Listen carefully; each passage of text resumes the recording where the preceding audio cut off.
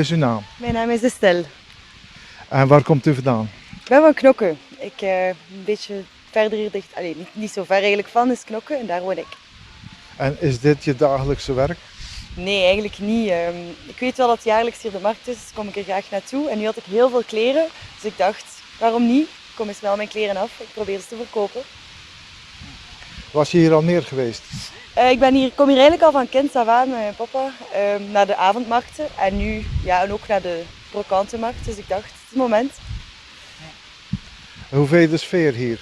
Het is heel gezellig. Het is druk, maar we hebben geluk met weer. Het is een beetje wind, maar houdt ons niet tegen. Heb je het naar je zin hier? Ik heb het absoluut naar mijn zin. Ik heb al heel veel verkocht, buiten alle verwachtingen. Heel veel verkocht, dus ik ben tevreden. Heb je nog iets leuks meegemaakt?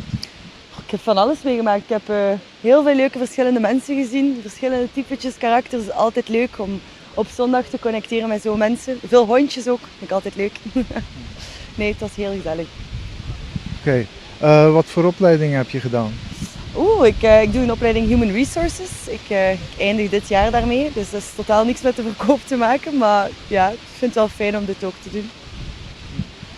En heb je zelf al over de rommelmarkt gelopen? Ja, ik heb geluk gehad dat mijn papa en plusmama zijn afgekomen. Dan kon ik even gaan rondkijken.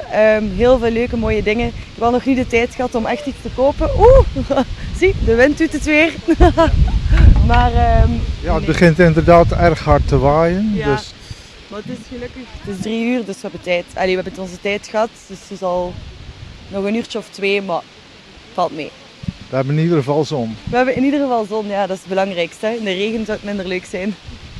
Oké, Estelle, nog veel succes. En bedankt voor het interview. Sowieso, dankjewel voor het interview.